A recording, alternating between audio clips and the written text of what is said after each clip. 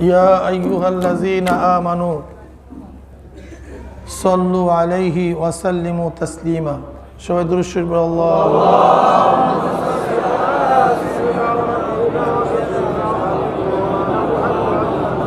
صلى الله اللهم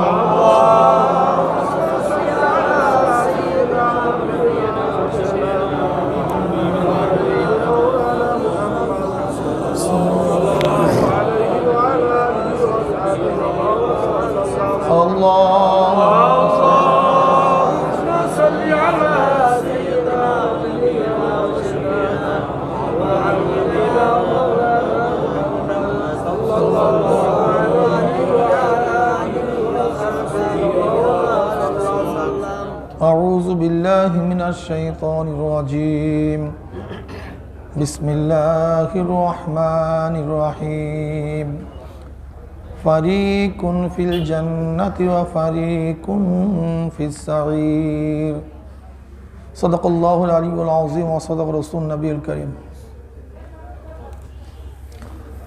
আল্লাহ পাকের বান্দা জনাব মুহাম্মদুর রাসূলুল্লাহ সাল্লাল্লাহু আলাইহি ওয়াসাল্লামের উম্মতগণ, আল্লাহ পাক রব্বুল আলামিন আপনাকে আমাকে ফিতনা ফাসাদের জমানায় যখন তামাম দুনিয়ার থেকে ইসলাম মুসলমানকে মিটিয়ে দেওয়ার ষড়যন্ত্র চলতেছে, তামাম দুনিয়ার মধ্যে ইসলাম মুসলমান থাকবে কি থাকবে না এই প্রশ্নের সৃষ্টি হয়েছে। পরিকল্পিতভাবে বাংলাদেশ থেকে ইসলামকে চিরতরে উৎখাত করার সমস্ত ব্যবস্থাপনা করা শুরু হয়ে গেছে। মানুষ দিনে দিনে গুমরাহ হয়ে যাইতেছে, নাস্তিক হয়ে যাইতেছে, বেঈমান হয়ে যাইতেছে, জাহান্নামের পথ ধরছে। আবার আল্লাহ পাক রব্বুল আলামিন কিছু লোককে হেদায়েতের উপর রাখছেন। যে মাওলাই কারীম আপনাকে আমাকে ওই সমস্ত বাতিলদের অন্তর্ভুক্ত না করে মুমিন মুত্তাকিন দিনদার দুনিয়ার মধ্যে দামি এক জায়গা মসজিদের মধ্যে উপস্থিত হওয়ার তৌফিক দান করছেন, এই জন্য শুকরিয়া আমরা সবাই বলি আলহামদুলিল্লাহ।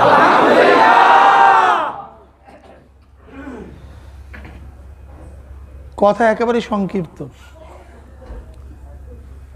আল্লাহ পাক রব্বুল আলামিন কালামে পাকের মধ্যে ফরমান ফারিকুন ফিল জান্নাতি ওয়া ফারিকুন ফিস সাইর।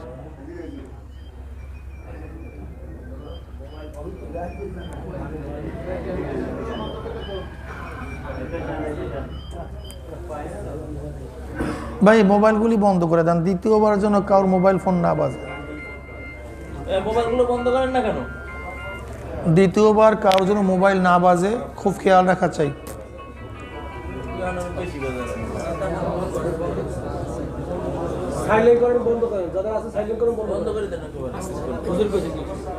আমি তো বলতেছি, বাস আপনি তো বলার দরকার নাই মনে হয়। দ্বিতীয়বার কারোর জন্য মোবাইল ফোনের রিংটোন না বাজে, খেয়াল করি না ভাই। কথার মধ্যে কর্তন হইলে আর কথা বইলে আরাম পাওয়া যায় না, ডিস্টার্ব মারাত্মক। মোবাইলের রিংটোন একেবারে খেয়ালকে ঘুরাইয়া ফেলায়, পুরো খেয়াল কর্তন করে দেয়, খেয়ালই থাকে না। এটা খুব খেয়াল রাখা চাই। আল্লাহ পাক কালামে পাকের মধ্যে ফরমান ফারিকুন ফিল জান্নাতি ওয়া ফারিকুন ফিস সাইর। আজকে দুনিয়ার মধ্যে যত লোক আছি, যারা চলে গেছে, যারা এখন আছে, ভবিষ্যতে যারা আসবে, সমস্ত লোকগুলি দুই ভাগে বিভক্ত হয়ে যাবে। মৃত্যুর পরে দুই ভাগে বিভক্ত হয়ে যাবে। একদল জান্নাতে চলে যাবে, আর একদল জাহান্নামে চলে যাবে।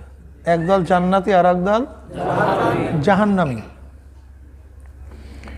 কাজে যেহেতু জান্নাতি এবং জাহান্নামী দুই গ্রুপ, কাজে দুনিয়ার মধ্যে দুই দল থাকবে। এই দুই দল থাকবে, এতে আশ্চর্য হওয়ার কিছু নেই। এই দুই দলের মধ্যে শেষে মুমিন আর থাকবেই না, জান্নাতি লোকগুলি আর দুনিয়ার মধ্যে থাকবে না। যখন জান্নাতি লোকগুলি দুনিয়ার মধ্যে থাকবে না, তখন এই দুনিয়া আর মাওলা রাখবে না। মুসলিম শরীফের হাদিসের মধ্যে আসছে, লা তাকুমুসা হাত্তা ইয়াকুলু ফিল আরদি আল্লাহ আল্লাহ। গোটা দুনিয়ার মধ্যে যতদিন পর্যন্ত আল্লাহ আল্লাহ বলার মতো একজন লোকও থাকবে, ততদিন পর্যন্ত কিয়ামত হবে না। কি বুঝলেন? যখন আল্লাহ আল্লাহ বলার মতো একজনও থাকবে না, তখন কিয়ামত হবে। তার মানে লোকগুলি কি আস্তে আস্তে ভালো হবে না খারাপ হবে? ব্যাস, আস্তে আস্তে খারাপের দিকে চলে যাবে। খারাপ হইতে হইতে, নাস্তিক হইতে হইতে এই পর্যন্ত নাস্তিক হয়ে যাবে, আল্লাহকে স্বীকার করার মতো একজন আর থাকবে না। তার নমুনা কিছু দেখা যায়, ঠিক না? আস্তে আস্তে একজন লোকও দুনিয়াতে যখন ঈমানওয়ালা থাকবে না, তখন সব বেঈমান হয়ে যাবে। আর যখন বেঈমান হয়ে যাবে, তখন কিয়ামত হয়ে যাবে। কি কথা ঠিক না? আজকে গোটা দুনিয়ার মধ্যে যারা আমরা আছি, মৃত্যুর পরে দুই ভাগে বিভক্ত হয়ে যাব।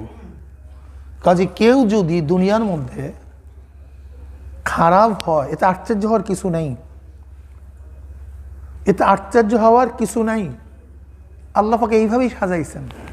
কেন সাজাইছেন জানি না। আল্লাহ পাকের সৃষ্টি সূচনা লগ্ন থেকে এই অবস্থা। আল্লাহ পাক আদমকে সৃষ্টি করেছেন, সাথে সাথে শয়তানকেও সৃষ্টি করছে। আদমকে সৃষ্টি করেছে, সাথে সাথে বাস এই বিপরীতমুখী। হিজবুল্লাহ, হিজবুল শয়তান, গ্রুপ দুইটা, একটা হলো আল্লাহর দল আর একটা শয়তানের দল। কাজী প্রথম থেকেই তো আল্লাহ পাক এই দুই ধারা সৃষ্টি করছেন। দুই ধারা থাকবে, দুই ধারা। দেখেন, নবী আদম আলাইহিস সালাতু ওয়াস সালাম, এক সন্তান হাবিল আর এক সন্তান কাবিল, একজন জান্নাতি আর একজন জাহান্নামী। দেখছেন অবস্থাটা কি? 10 যুগ পর্যন্ত ভালোই ছিল, কোনো ইখতিলাফাত ছিল না। নূহ আলাইহিস সালাতু ওয়াস সালাম জমানায় প্রথম ইখতিলাফাত শুরু হয়েছে, মতনৈক্য শুরু হয়েছে। এর আগে 10 জমানা চলে গেছে, কোনো ইখতিলাফাত ছিল না, শিরক ছিল না, বেদাত ছিল না, সবাই মুমিন মুত্তাকিন ছিল। নবী নূহ আলাইহিস সালাতু ওয়াস সালাম থেকে কিভাবে শুরু হইল? ইদ্রিস আলাইহিস সালাতু ওয়াস সালাম খুব ভালো একজন নবী ছিলেন। সমস্ত নবীরাই তো ভালো, সমস্ত নবীদের আদর্শ সবচেয়ে উন্নত, সর্বশ্রেষ্ঠ, সর্বোৎকৃষ্ট নবীদের আদর্শ। নবীদের আদর্শের চেয়ে ভালো আদর্শ কেউ হতে পারে না, আদর্শ কিছুই হতে পারে না। হযরত ইদ্রিস আলাইহিস সালাতু ওয়াস সালামকে জনগণ খুবই মহব্বত করতেন, ভালোবাসতেন, নবীদেরকে খুবই মহব্বত করতেন। ইদ্রিস আলাইহিস সালাতু ওয়াস যখন দুনিয়া থেকে বিদায় হয়ে গেছেন, তার শোকে উম্মতরা বেকারার হয়ে গেছে, পাগল পারা হয়ে গেছে, অস্থির হয়ে গেছে। তিনি যেখানে ইবাদত বন্দি করতেন, মনে রাখতে হবে আগেকার জমানায় ইবাদতের জন্য হুজরা, ইবাদতের নির্দিষ্ট স্থান ছিল, সেখানে গিয়ে ইবাদত করত। নামাজের জন্য নির্দিষ্ট স্থান ছিল, বাইরে নামাজ পড়ার অনুমতি ছিল না, জায়েজ ছিল না। আল্লাহ পাক রব্বুল আলামিন উম্মত মুহাম্মাদের জন্য গোটা দুনিয়াকে পবিত্র বানায় দিয়েছে। এটা উম্মত মুহাম্মাদের জন্য খাস। যেখানে সেজদা করেন, আল্লাহ পাক সেই সেজদাকে কবুল করবে। আগেকার জমানার মানুষের জন্য মসজিদ জরুরি ছিল, মসজিদে গিয়ে ইবাদত করতে হইতো, এর বাহিরে হইতো না। সমস্ত জমিন তাদের জন্য পবিত্র ছিল না। এটা উম্মত মুহাম্মাদের জন্য খাস, নির্দিষ্ট। যেখানে তিনি ইবাদত করতেন, সেখানে জনগণ বারবার যাইতো, স্মৃতিচারণ করত, তার অবস্থান দেখতো, একটু শান্তি পাইতো। এখানে আমার নবী বসতেন, এখানে শুইতেন, এখানে ইবাদত করতেন, এখানে জিকির করতেন, এখানে নামাজ পড়তেন। শয়তান বলতেছে এত মোহাব্বত করতেছ, একদিন তো ভুলে যাবা, কাজে তার একটা স্মৃতিচারণ করো। কি করো? স্মৃতিচারণের জন্য একটা তার মূর্তি বানাও, একটা ছবি বানায় রাখো। এই বাস, শ্রদ্ধা নিবেদন করার জন্য তার একটা মূর্তি বানাইছে। সেটা পূজা করতো না, শুধু শ্রদ্ধার জন্য মানুষ ভক্তি করত, শ্রদ্ধা করত। যেমন আমরা উস্তাদদের চেয়ারে বসি না, উস্তাদের জামা গায়ে দিই না, বাবার জামাকে শ্রদ্ধা সম্মান করি, এগুলো আসে মনের থেকে। ঠিক ইদ্রিস আলাইহিসসালামের চেহারা যখন সামনে আসছে, তখন এমনিতে শ্রদ্ধা সেই মূর্তিকে করছে সবাই। ব্যাস, তখন তারা শ্রদ্ধা পর্যন্ত সীমাবদ্ধ রাখছে। পরবর্তীতে আস্তে আস্তে আস্তে আস্তে এটাকে পূজা করা শুরু করছে। নবী নূহ আলাইহিসসালাম বললেন, তোমরা কি করতেছো? তোমরা কি করতেছো? এরা মহামানব ছিল, এরা নবী ছিল, এদেরকে পূজা করতেছো কেন? এই তারা ক্ষিপ্ত হয়ে গেছে। আমাদের বাপ দাদাকে দেখছি শ্রদ্ধা করতে, সম্মান করতে, আর তুমি কি বলতেছো? কোথার থেকে আসছো? ব্যাস, শুরু হয়ে গেল, ইখতিলাফাত শুরু হয়ে গেল, এই শিরক শুরু হয়ে গেল। নবী নূহ আলাইহিসসালাম শিরক, বিদআত, কুফরের বিরুদ্ধে লড়ছেন। এমনকি তার ছেলে কেনান পর্যন্ত অবাধ্য হয়ে গেছে। ধারা দুইটা দেখছেন, নবী নূহ আলাইহিসসালাম জান্নাতি, তার ছেলে কেনান জাহান্নামী। ধারা ঠিক আছে। বাস, নবী ইব্রাহিম আলাইহিসসালাম সে তো জান্নাতি, কিন্তু তার বাবা জাহান্নামী, আজর। কত চেষ্টা করছে, সাধনা করছে, কত বুঝাইছে, কত যৌক্তিক আলোচনা করছে, মানে নাই যুক্তি। ধারা, ডান বাম, জান্নাতি জাহান্নামী, কি করবেন? নবী মূসা আলাইহিসসালাম ফিরআউনকে বহুত দাওয়াত দিস, বহুত, কত মুজিজা দেখাইস, কত মুজিজা, সুবহানাল্লাহ। এমনকি ফিরআউন যখন নবী মূসা আলাইহিসসালামের সামনে মোকাবেলা করার জন্য সমস্ত জাদুকরদেরকে নিয়ে আসছে, সমস্ত জাদুকররা এক একটা রশি পাকায়, ছাড়ে, সাপ হয়ে যায়, বাঘ হয়ে যায়। মূসা আলাইহিসসালাম দাঁড়ানো, বাস লাঠি ছাইড়ে দিস, এমন সাপ, সমস্ত জাদু মুহূর্তের মধ্যে ধ্বংস করে ফেলাইস, মুহূর্তের মধ্যে। ভাই, যে বিদ্যায় পারদর্শী সে তো জানে এই বিদ্যার অবস্থান কি। জাদুঘরা চিন্তা করছে এই জাদু না, কারণ বর্তমান আমাদের চেয়ে বড় জাদুকার কেউ নাই, আমাদের চেয়ে বড় জাদুকার কেউ নাই। কাজে মূসার এটা জাদু না, এটা হলো মুজিজা, এটা আল্লাহ প্রদত্ত, আল্লাহ প্রদত্ত। দেখেন, ফেরাউন নিয়ে আসছে মূসাকে ধ্বংস করার জন্য। ফেরাউন বসা দেখতেছে, সমস্ত ধ্বংস করতেছে। সমস্ত জাদুকররা ঈমান নিয়ে আসছে, সমস্ত জাদুকর ঈমান নিয়ে আসছে, আল্লাহর সামনে সিজদায় পড়িয়া গেছে। আমানতু বিরব্বি মূসা ওয়া হারুন, আমরা মূসা এবং হারুনের রবের উপর ঈমান আনলাম। আসছিল মূসাকে ধ্বংস করার জন্য, কিন্তু আল্লাহ পাক ঈমানের শারাফত, ঈমানের নূর অন্তরের মধ্যে ঢুকাইয়া দিছে। বুঝেন কি বুঝলেন? এবার ফেরাউন ক্ষিপ্ত হয়ে গেছে, আনছি ধ্বংস করার জন্য, আর করতেছো কি তুমি? রাখবো না তোমাদেরকে। কোরআনের মধ্যে আসছে, ফেরাউন ঘোষণা দিছে, তোমাদের ডাইন হাত কাটবো, বাম পাও কাটবো, উল্টা দিকে। তোমাদেরকে খাজুর গাছের মধ্যে প্যারাগ লাগাই দেবো, শুলে চড়াইয়া দেবো, ইমান ছাড়ো। লেকিন জাদুঘরে কি বলছে? মারতে পারো, কাটতে পারো, শাস্তি দিতে পারো, কিন্তু ইমান থেকে বিচ্ছিন্ন করতে পারবা না। ইমান থেকে বিচ্ছিন্ন করতে পারবা না। দেখেন আল্লাহ পাক রব্বুল আলামিন মূসা আলাইহিস সালাতু ওয়াস সালামকে পাঠাইছেন ফিরআউনের হেদায়েতের জন্য, অথচ ফিরআউন হেদায়েত পায় নাই। মূসা আলাইহিস সালাতু ওয়াস সালামের বিরুদ্ধে যে জাদুকররা জাদু চালাইছে, তাদেরকে কেন আল্লাহ পাক হেদায়েত দান করলেন? কারণটা কি? অনেক মুফাসসিরিন কেরাম বলেন আল্লাহ পাক রব্বুল আলামিনের কাছে মূসা আলাইহিস সালাতু ওয়াস সালাম নিজেই প্রশ্ন করছে, মাওলা হে, পাঠাইছো তুমি ফিরআউনকে হেদায়েত করার জন্য, কিন্তু তুমি ফিরআউনকে হেদায়েত না দিয়া জাদুকরদেরকে হেদায়েত দিলা কেন? আল্লাহ উত্তর দেয়, মূসা শোন, তোকে তাচ্ছিল্য করার জন্য সমস্ত জাদুকরদেরকে ফিরআউন তোর পোশাক পরায় দিস, তোর পোশাক পরায় দিছে। তুমি যেই পোশাকে আসছো সেই পোশাককে ঘৃণিত করার জন্য, অপমান করার জন্য, অপদস্থ করার জন্য, হেয় প্রতিপন্ন করার জন্য তোমার পোশাক জাদুকরদের গায়ে লাগাইয়া দিছে।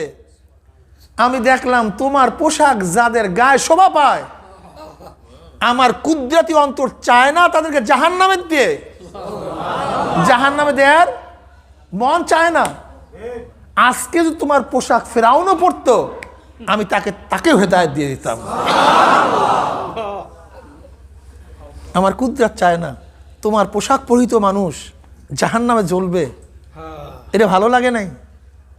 মুসলমান বন্ধুগণ, আমার দোস্ত, ও যুবক, ও মুরব্বী, সরদার দো আলম আলাইহিস সালাতু ওয়াস সালামের পোশাক যদি পরিধান করো, সুন্নাত অনুযায়ী যদি চলতে পারো, আমারও বিশ্বাস যেই পোশাকের সাথে, যেই চেহারার সাথে, যেই শরীরের সাথে, যেই চরিত্রের সাথে আমার নবী আলাইহিস সালাতু ওয়াস সালাম মিল থাকবে, আমার মাওলা পাক রব্বুল আলামিন তাদেরকে জাহান্নামে নিতে পারে না। এটা আমার বিশ্বাস। আমার মাওলা রহমান রহিম, আমার মাওলা দয়াবান মেহেরবান।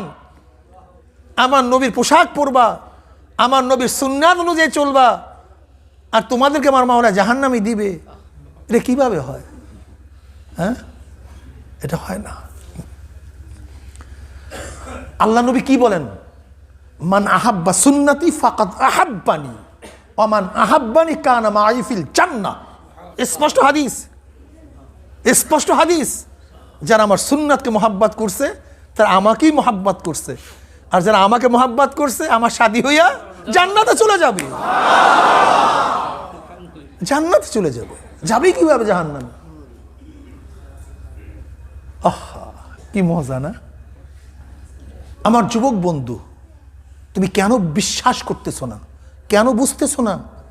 আজকে দেখছো একজন হলিউডের পাগল, বলিউডের পাগল, হলিউড অনুযায়ী, নায়ক অনুযায়ী চুল রাখে, ওই লুচ্চা অনুযায়ী পোশাক পরে।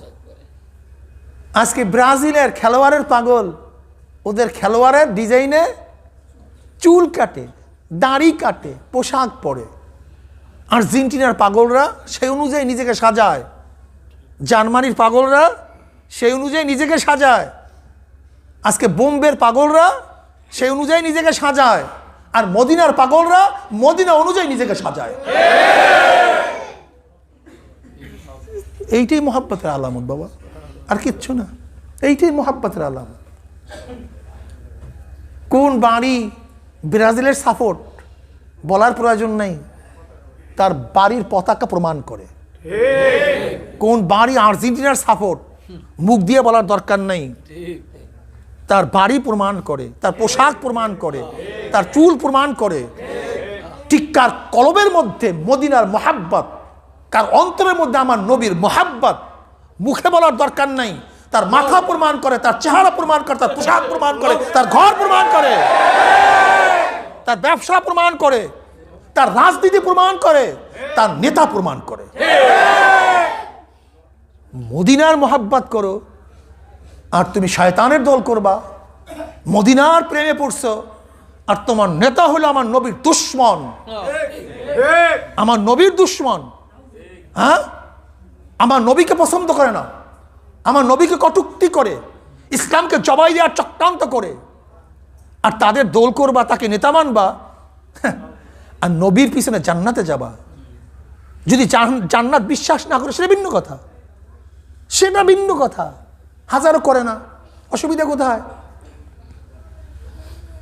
শয়তানের দল কি জান্নাত বিশ্বাস করে? করবে না। আমি তো আগেই বলছি গ্রুপ দুইটা, গ্রুপ তো দুইটা, করবে না।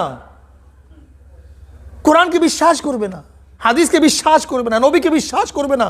দেখো না বর্তমানে কি চলতেছে, আলেমদেরকে কিভাবে কটূক্তি করে, আলেমদেরকে কিভাবে কটূক্তি করে দেখছো? আজকে মাহফিল বন্ধ করতেস, কারণটা কি তুমি জানো? এর কারণটা কি? বেঈমানের গোষ্ঠী দেখছে হাজারো যুবক, লক্ষ লক্ষ মানুষ মাহফিলের কারণে আমার মাওলার পরিচয় পাইছে, এই মাহফিলের কারণে দাঁড়িয়ে রাখছে, এই মাহফিলের কারণে টুপি পড়ছে, এই মাহফিলের কারণে কলেমা শিখছে। বেঈমানদের কি ঘুম আছে নাকি? হারাম হয়ে গেছে ঘুম হারাম হয়ে গেছে। আরে আগে মাহফিল বন্ধ কর, আগে মাহফিল বন্ধ কর, পরের কথা পরে। আমার গায়ের মধ্যে আগুন জ্বালায় দিস, শয়তান বলছে আমার গায়ের মধ্যে আগুন জ্বালায় দিছে, মাহফিল বন্ধ কর আগে, পরে কথাবার্তা বল, আগে মাহফিল বন্ধ কর। যুবকরা নামাজি হয়ে যেতেছে, অষ্টমে পড়ে, 9-এ পড়ে, 10-এ পড়ে, দাঁড়িয়ে রাখছে, 5 ওয়াক্ত নামাজ পড়ে, ব্যাস মুক্তিযোদ্ধা সন্তান, নামাজে যাও রাজাকারে পলা হয়ে গেছে, ব্যাস ব্যাস। তুমি জানো মুসলমানের গোষ্ঠী, কপাল পরা মুসলমানের গোষ্ঠী, নামধারী মুসলমানের গোষ্ঠী। মোদি বলছে আমি উদ্বিগ্ন মৌলবাদীদের উত্থানে, শুরু হয়ে গেছে। কয়েকদিন আগে মোদি বলছে না মৌলবাদীর উত্থানে আমি কি উদ্বিগ্ন, ব্যাস উদ্বিগ্ন তো শুরু হয়ে গেছে। মুসলমান কঠিন,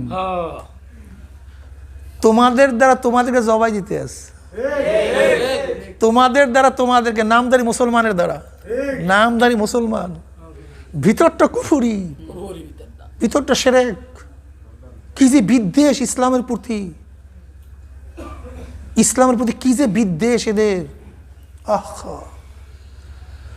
অথচ বাতিল থেকে প্রশ্ন করা উচিত, হে বাতিলের গোষ্ঠী, আমরা টুপি খুলতে পারি না তা না, পারি কিন্তু খুলি না। ও বাতিলের গোষ্ঠী, তুমি যেখানে পড়াশোনা করো তোমার সে 14 গোষ্ঠী আরো বড় বড় মেধাবী মাদ্রাসার, এই যে ছেলেটা 6 মাসে 1 বছরে কোরআন শরীফের মধ্যে 30 পারা কোরআন মুখস্থ করে, ওর মেধার অবস্থা কি বলেন তো? বলেন তো মেধার অবস্থাটা কি?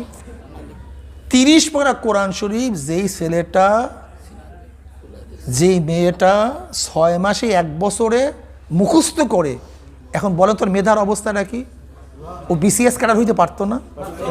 হ্যাঁ, ডাক্তার হইতে পারতো না? ইঞ্জিনিয়ার হইতে পারতো না? কি ভাবেন টাবেন কি?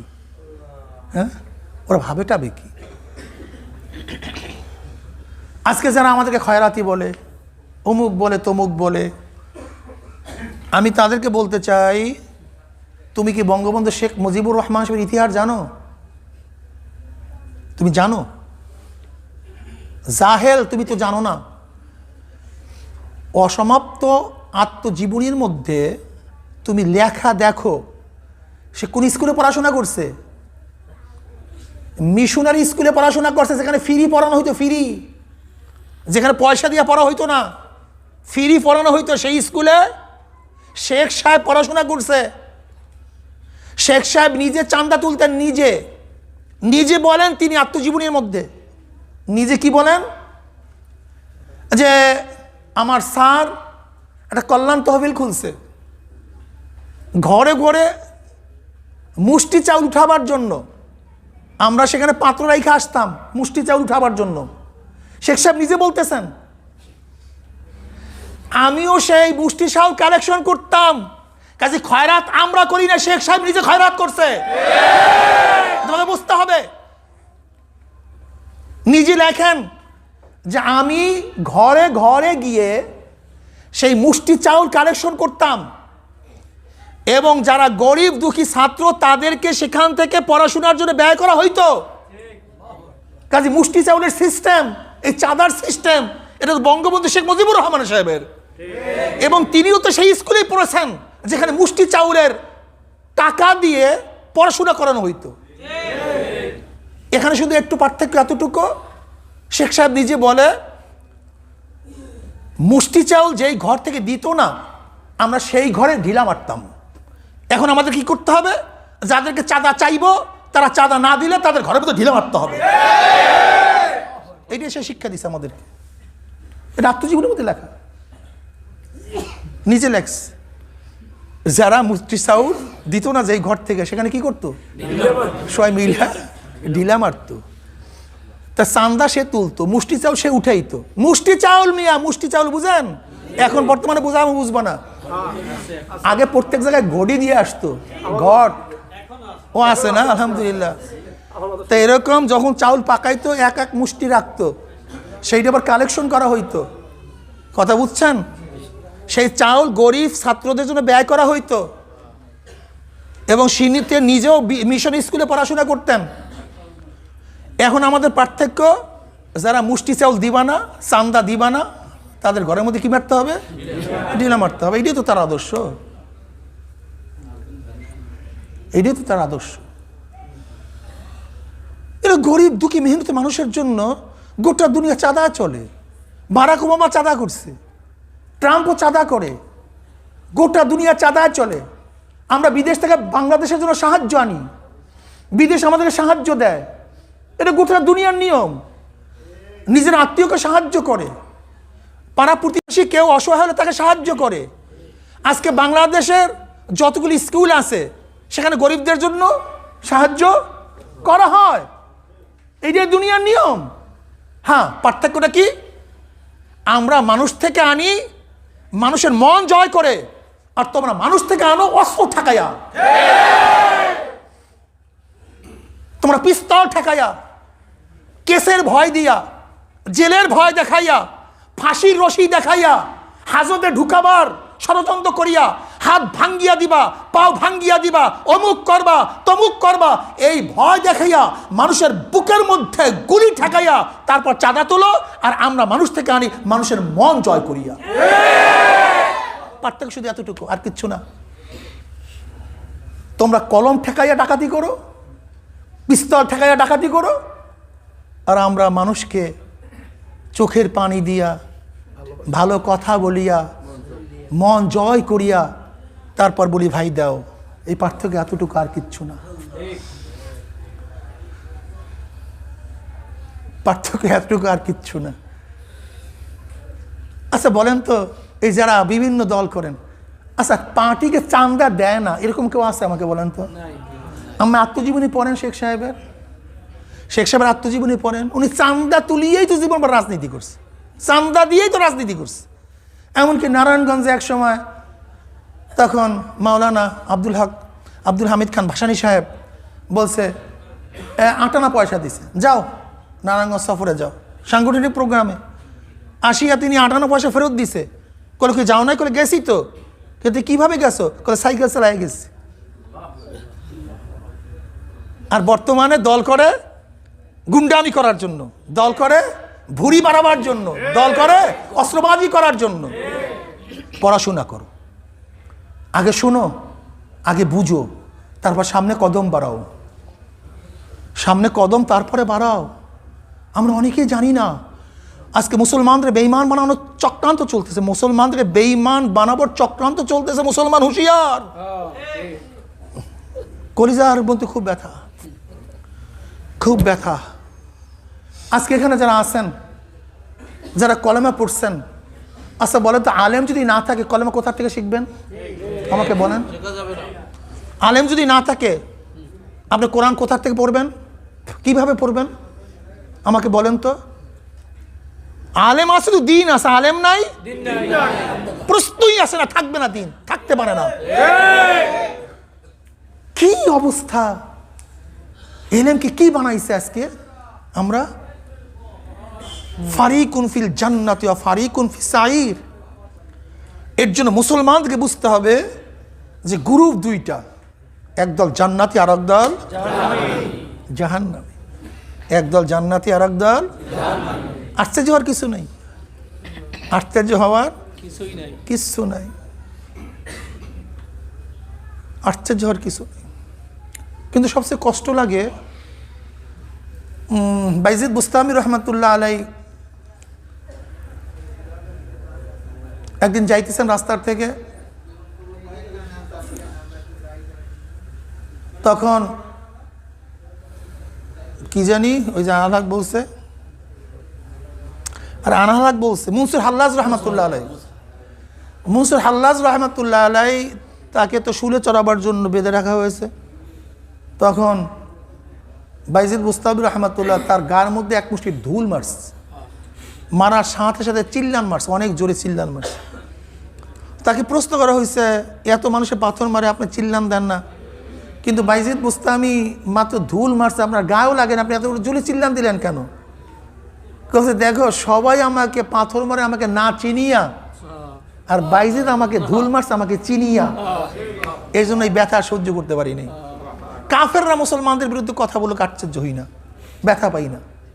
নাস্তিকরাও আশ্চর্য হই না, বেঈমানরা আশ্চর্য হই না।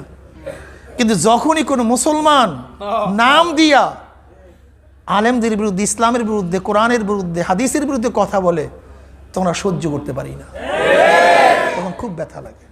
আর মুসলমান তুই এই রাজনীতি কত মানুষকে যে বেঈমান, এই রাজনীতি কত মানুষকে যে বেঈমান বানায় দিস, এই রাজনীতি কত মানুষকে যে বেঈমান বানায় দিস, কত মানুষকে যে বেঈমান বানায় দিস এই রাজনীতি। আরে সব দুনিয়ার পাগল, দুনিয়ার পাগল রে, দুনিয়ার পাগল। কয়দিন দুনিয়া? ফারিকুন ফিল জান্নাতি ওয়া ফারিকুন ফিস সাঈর। একদল জান্নাতি আর একদল জাহান্নামী। ধারা পইরা যায় মিয়া, পরীক্ষার আগে ধারা পইরা যায়। অনেকে বলে কে জান্নাতে যাইবে কে জাহান্নামে যাইবে, এটা আপনি বলতে কি ভাই? আমি তো আপনি ইন্টিগ্রেট করতে পারি না কে জান্নাতে যাবে কে জাহান্নামে যাবে, কিন্তু এই কথা তো বলতে পারি কে লেটার পাইবে যে 80 পেজ, এতটুকু বলতে পারি না? কে গোল্ডেন প্লাস পাইবে যে 90 পেজ, এতটুকু বলতে পারি না? কে ফেল করবে, কথা বলেন না কেন, যে 33-এ, এটা বলতে পারেন না? এখন আমি তো এই কথা বলতে পারি তুমি ফেল করো, এই কথা বলিনি। তুমি লেটার পাবে এটা তো বলিনি। কিন্তু যে ব্যক্তি 80 পাবে সে লেটার, যে 90 গোল্ডেন এ প্লাস, যে 33-এর কম, তো এতটুকু বলতে পারি না? তো কে জান্নাতে যাবে কে জাহান্নামে যাবে ইন্ডিকেট করি না অমুকে অমুকে, তা না। কিন্তু জান্নাতে যাবে কারা? ইন্নাল্লাযীনা আমানু ওয়া আমিলুস সলিহাতি কানাত লাহুম জান্নাতুল ফিরদাউসি নুজুলা। আব্দুল্লাহ জান্নাতে যাবে সেই বলছি না, আব্দুর রহিম জান্নাতে যাবে সেইটা বলছি না। যার মধ্যে এই গুণ থাকবে, সেই গুণটা কি? দুইটা গুণ, ঈমান ও নেক আমল। কি বলেন? ঈমান ও নেক আমল যার মধ্যে থাকবে সে জান্নাতে চলে যাবে। ঈমান ও যার মধ্যে থাকবে সে বাস। জাহান্নামে যে কে যাবে? আল্লাহ পাক বলেন ওয়া মান ইয়ামাল মিসকালা যাররাতিন শাররান ইয়ারা। যার মধ্যে এক জাররা পরিমাণ গুনাহ, এক জাররা বুঝেন? কাপুর নিগড়াইয়া ঝাড়া দেওয়ার পরে যে রেণু উড়িয়া যায় তার নাম কি? জাররা। এই এক জাররা পরিমাণ গুনাহ যার মধ্যে থাকবে সে জাহান্নামে যাবে। কেটু কি বলা যায় না কেটা জান্নাতে যাবে কে জাহান্নামে যাবে? এই নাস্তিকটা দেখবেন, হ্যাঁ কে জান্নাতে যাবে কে জাহান্নামে যাবে আপনি বলতে কে? আমরা এই কথা বলি না যে আব্দুল্লাহ জান্নাতে, আব্দুর রহিম জাহান্নামী, সেই কথা বলছি না। কিন্তু যার মধ্যে দুইটা গুণ, ঈমান ও নেক আমল, সে জান্নাতে চলে যাবে। আর যে এক জাররা পরিমাণ গুনাহ নিয়ে মাওলার কবরে যাবে সে জাহান্নামে চলে যাবে। ক্লিয়ার ক্যাট কথা। এখন বুঝিয়ে আনান কেরা জান্নাত থেকে জাহান্নামে। ইন্নাল্লাযীনা আমানু ওয়া আমিলুস সলিহাতি কানাত লাহুম জান্নাতুল ফিরদাউসি নুজুলা। নিশ্চয়ই যারা ঈমান আনার পরে নেক আমল করবে আমার মাওলা তাদেরকে জান্নাতুল ফিরদাউস দান করে যাবেন। সুবহানাল্লাহ। ওয়া মান ইয়ামাল মিসকালা যাররাতিন শাররান ইয়ারাহ। যারা এক জাররা পরিমাণ গুনাহ নিয়া তওবা না করিয়া মাওলার কবরে যাবে, এক জাররা পরিমাণ গুনাহর শাস্তি তাকে ভোগ করতে হবে। এ আমার মুসলমান বাবারা, মুমিন বাবারা, তুমি কেন বুঝো না? কিরে দোস্ত, তোর মন বেজার কেন? তুই একটু চিন্তিত কেন? দোস্ত তুই কি জানোস না আমি কেসে পড়ছি? দোস্ত হলো উকিল, বলে দেখি তোর নথিটা। বেটা তুই এত টেনশন করছিস কেন? এটা তো সর্বোচ্চ সাজা 3 বছর, সর্বোচ্চ সাজা 1 বছর। আর এ তো ম্যাজিস্ট্রেট কোর্ট জামিন দিতে পারে, জজ কোর্ট তো নিশ্চিত, হাইকোর্ট তো দেবেই।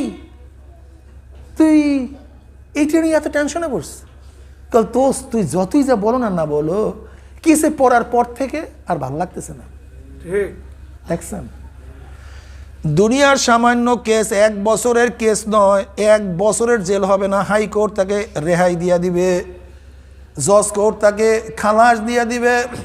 এরকম ছোট্ট একটা কেসে পড়ার পরেও মানুষের হুঁশ থাকে না, মানুষ সবসময় টেনশন ভোগ করতে থাকে, খাওয়া তার মুখে যায় না, ঘুম আসে না, চেহারার মধ্যে কোনো প্রশান্তি থাকে না। যদি সামান্য কেসে পড়ার পরে মানুষ এত টেনশন ফিল করতে পারে, আর মাওলা পাক রব্বুল আলামিন যেই জাহান্নাম তোমার আমার সামনে রাখছে যে কত কঠিন, এই জাহান্নামের বর্ণনা কেউ দিয়া কোনোদিন শেষ করতে পারবে না। এ আমার যুবক বাবারা, মুরব্বী বাবারা, পর্দালায় মা বোনেরা, কেন খেয়াল করো না?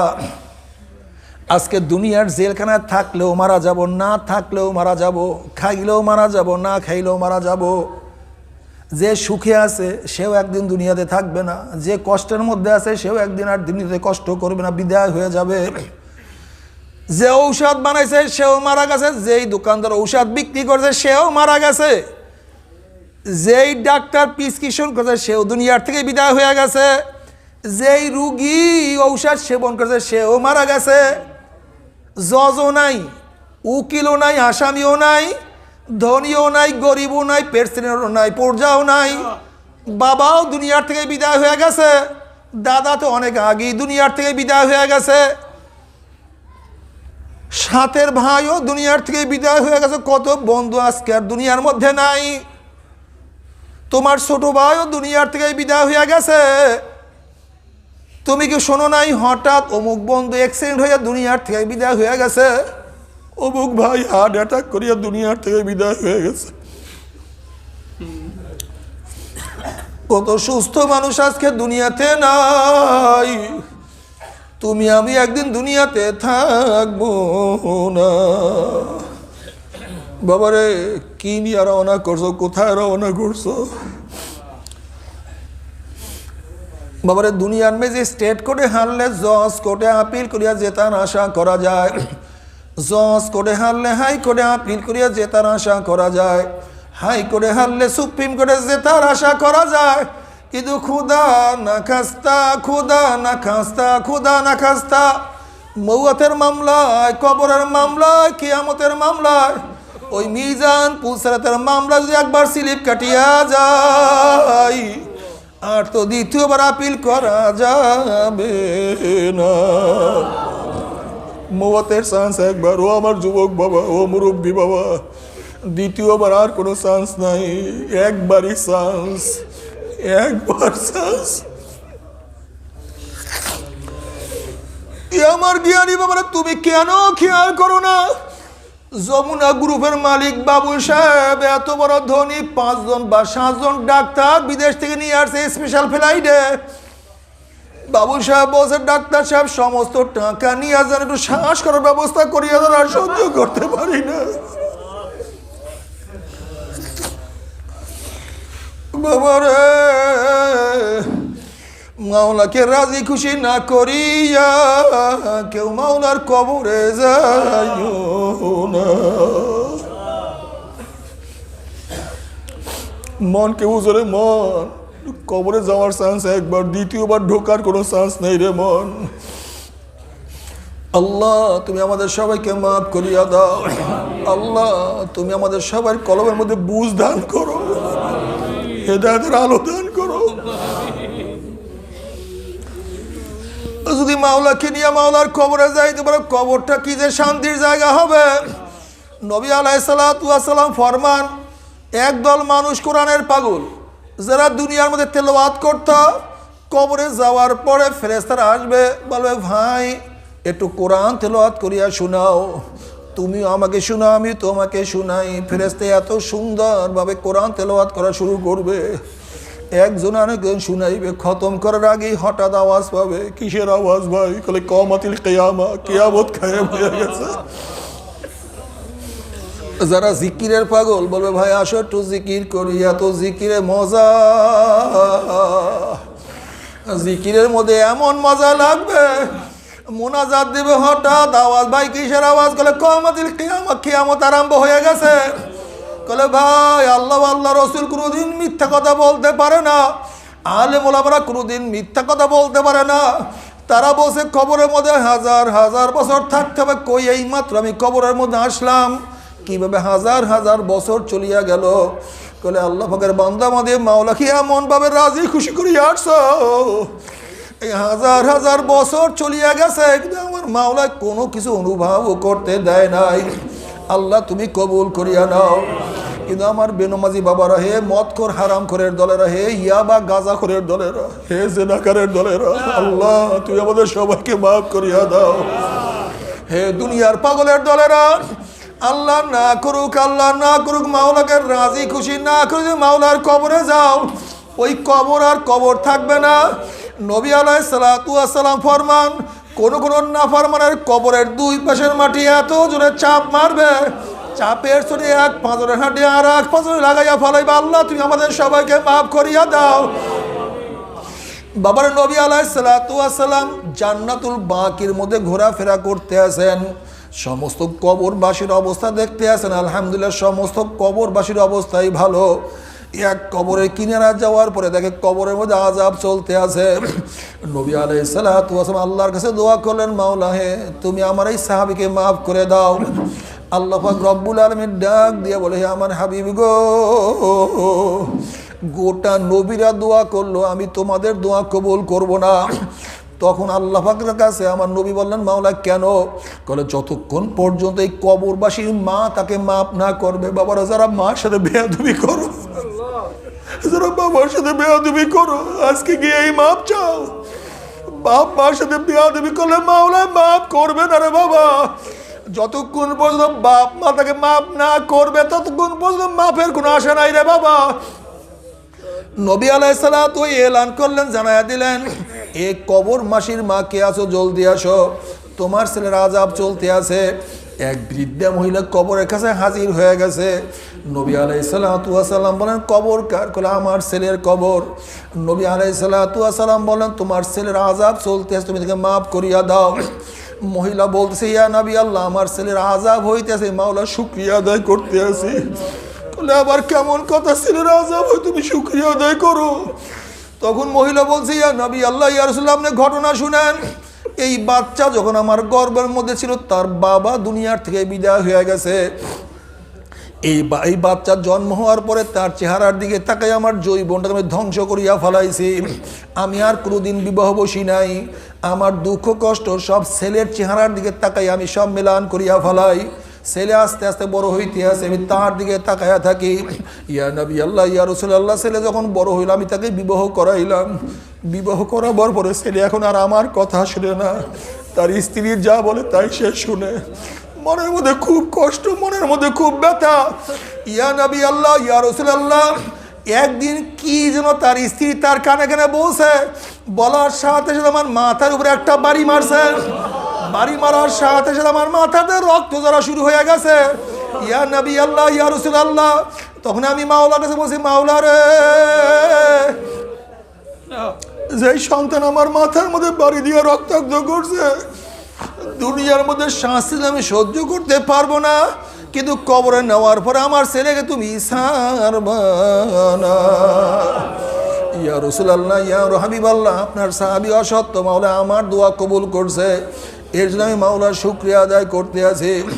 এবার নবী আলাইহিস সালাতু ওয়াস সালাম আল্লাহর কাছে বলে, মাওলা রে, যতক্ষণ পর্যন্ত এই মহিলা তার ছেলের আযাব না দেখবে ততক্ষণ পর্যন্ত সে তাকে মাফ করবে না। আপনি না আযাব দেখার ব্যবস্থা করিয়া দেন। যখনই মহিলা আযাব দেখা শুরু করছে, তখন মহিলা চিল্লে আর বলে, ইয়া নবী আল্লাহ, ইয়া রাসূলুল্লাহ, আমি আমার ছেলেকে মাফ করিয়া দিলাম, ছেলেকে মাফ করিয়া দিলাম। ইয়া নবী আল্লাহ, ইয়া রাসূলুল্লাহ, আযাব তো কেউ সহ্য করতে পারে না। ইয়া নবী আল্লাহ, ইয়া রাসূলুল্লাহ, আমার ছেলের সমস্ত কবর আগুনে ভরিয়ে গেছে, আমার ছেলের শরীরের সমস্ত চামড়া খুঁড়িয়া ফেলানো হয়েছে, তার উপরে গুর্জের বাড়ি। এই আযাব তো কেউ সহ্য করতে পারে না। আল্লাহ, আল্লাহ তুই আমাদের সবাইকে মাফ করিয়া দাও। বাবারে, মন কি একটা জিনিস বুঝাও রে মন, 1 লক্ষ বা 2,24,000 পয়গম্বর কোনোদিন মিথ্যা করতে বলতে পারে না। লক্ষ লক্ষ কোটি কোটি আল্লাহর ওলিরা কোনোদিন মিথ্যা কথা বলতে পারে না। কোরআন ও হাদিস কোনোদিন মিথ্যা হইতে পারে না। ওরে মন, যদি গুনাহ নিয়ে মাওলার কবরে যায়, আমার তো উপায় হবে না। আল্লাহ, আল্লাহ তুই আমাদের সবাইকে মাফ করিয়া দাও। কাজে এই মুহূর্তে মন কে বুঝো রে মন, আমার স্ত্রী বেজার হয় হোক, আমার স্বামী বেজার হয় হোক, আমার বন্ধু বেজার হয় হোক, আমার বাবা বেজার হয় হোক, আমার দল যায় যাক, আমার নেতা যায় যাক, আমার সব কিছু যায় যাক, আমি মারা যাব কিন্তু মাওলাকে ছাড়বো না। আমার সব কিছু ত্যাগ করতে পারবো, মাওলাকে ত্যাগ করতে পারবো না। দুনিয়াতে খাইলেও বাঁচবো, না খাইলেও মারা যাবো, খাইলেও মারা যাবো, না খাইলেও মারা যাবো, খাইলেও বাঁচবো না। কাজে দুনিয়া আমি মাওলাকে কামাই না করিয়া মাওলার কবরে যাব না। আল্লাহ, আল্লাহ তুমি আমাদের সবাইকে বুঝ দিয়া দাও। বুঝের মালিক তুমি, হেদায়েতের মালিক তুমি। বাবারে, এই জন্য যখন নামাজের দ্বারা ইহদিনাস সিরাতাল মুস্তাকিম যখন পড়বা, বারবার আল্লাহর কাছে দোয়া করো, মাওলা আমাকে হেদায়েত দান করো, আমাকে হেদায়েত দান করো, আমাকে হেদায়েত দান করো। হেদায়েতের মালিক তুমি, তুমি হেদায়েত না দিলে কেউ হেদায়েত পাবে না।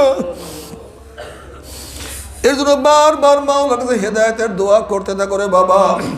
এরপর আল্লাহ পাক রব্বুল আলামিন কাউকে জান্নাত, কাউকে জাহান্নামের ব্যবস্থা করিয়া দিবে। আহারে, জাহান্নামের লোক জ্বলতে জ্বলতে কলিজা শুকায়া যাবে, জিহ্বা শুকায়া যাবে। আবার জাহান্নামের মধ্যে বিশাল এক উদ্যান হবে, মাঠ হবে। এই মাঠের মধ্যে বিশাল বিশাল কাঁটা থাকবে। একদল মানুষ চেহারার উপরে হাঁটতে থাকবে।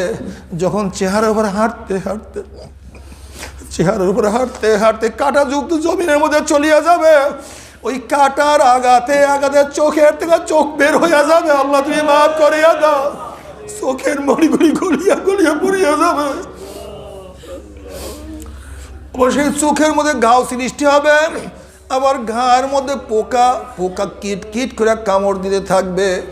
আবার ঘাড় থেকে গলিয়া গলিয়া পুষ পড়তে থাকবে। কি যে ব্যথা! আহারে, ওই আযাব তো কেউ সহ্য করতে পারবে না। আল্লাহ, আল্লাহ তুমি আমাদের সবাইকে মাফ করিয়া দাও। আল্লাহ তুমি আমাদের সবাইকে ক্ষমা করিয়া দাও। তবে মুমিন মুসলমান বলতে সবাই মনে চায় গুনার থেকে ফিরিয়া নেক আমল করিয়া মাওলার জান্নাত কিন্তু সবাইরই যাইতে মনে চায়। গুনাহ নিয়া মাওলার জাহান্নামে কাউরে কিন্তু যাইতে মনে চায় না। কিন্তু কেনই বা আমরা নেক আমল করতে পারি না, কেনই বা গুনার কাম ছাড়তে পারি না? এর মূল কারণ হলো আপনার এবং আমার পিছনে নফস এবং শয়তান লাগিয়া রয়েছে। এই নফস এবং শয়তান থেকে ফেরার জন্য যে কোনো একজন হক্কানি আল্লাহর ওলির হাতে হাত দিতে হবে রে বাবা।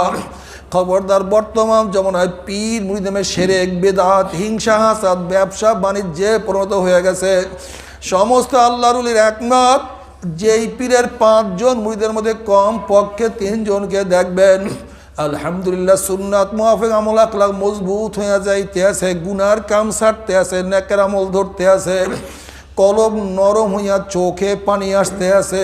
বিলিক্ষতর নাম কি, ফলে পরিচয়।